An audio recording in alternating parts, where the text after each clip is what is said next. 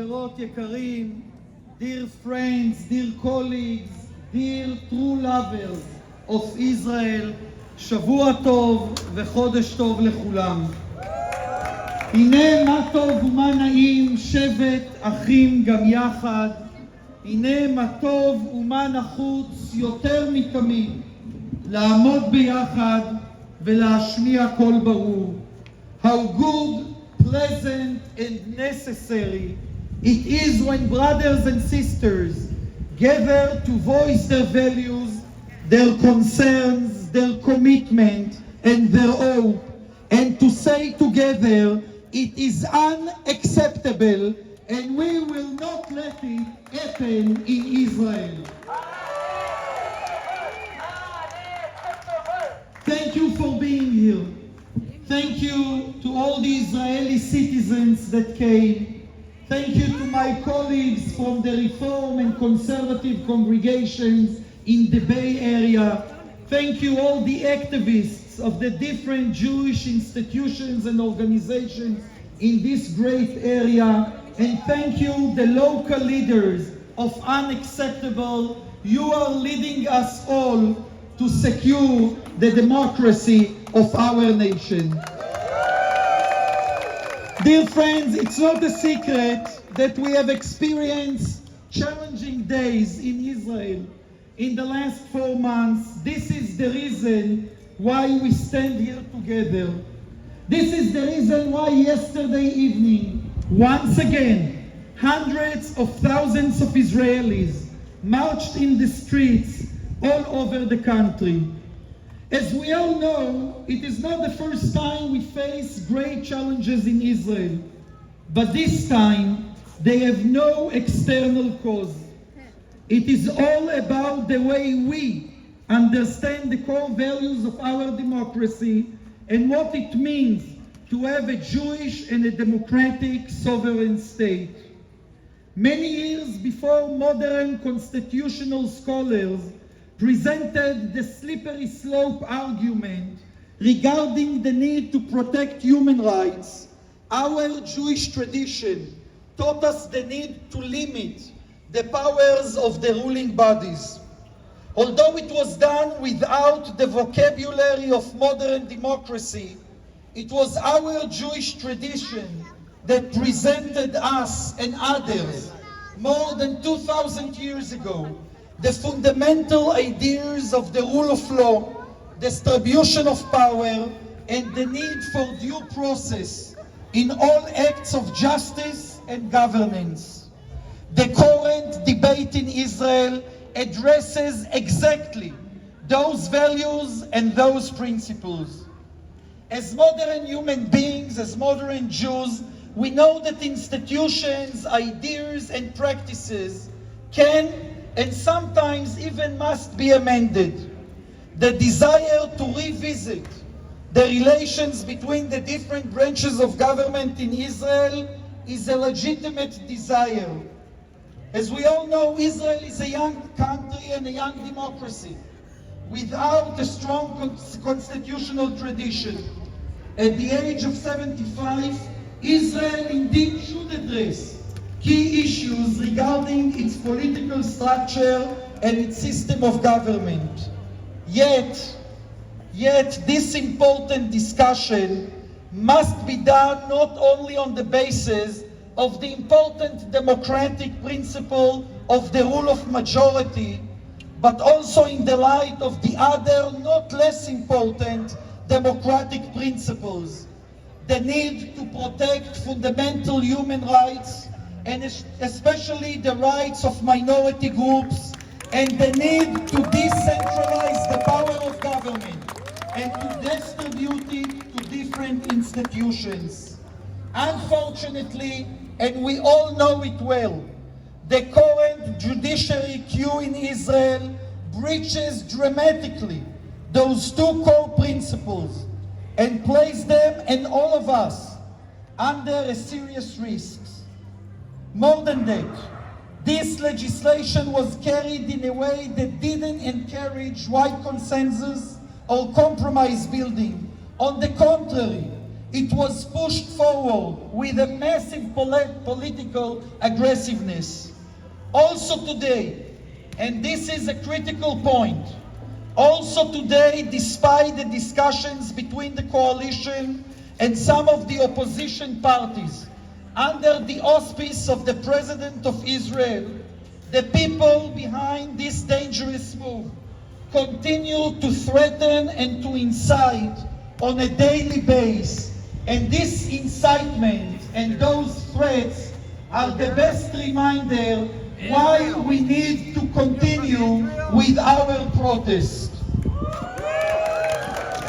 Dear friends, when we add to this judiciary queue the plans of the coalition to initiate a new wave of religious legislation, to weaken the legislation against the gender discrimination and for the rights of the LGBTQ community, when we face the troubling fact that in this coalition, the ultra-nationalist, racist parties and the ultra-Orthodox parties gain dramatic influence, when we identify together the move to create a de facto annexation in the West Bank, and when we see and analyze the national budget which will be voted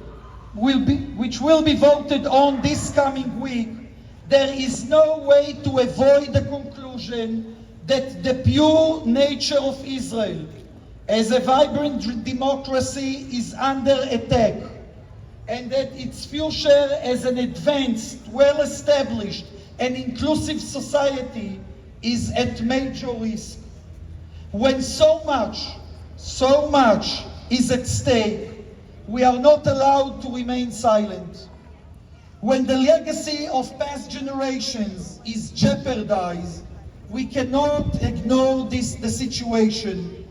When the future of our children and grandchildren is not secured, we need to act. As always, moments of crisis are also moments of resilience and major opportunities. In the last 4 months, we witnessed the largest democratic civil protest Israel ever knew.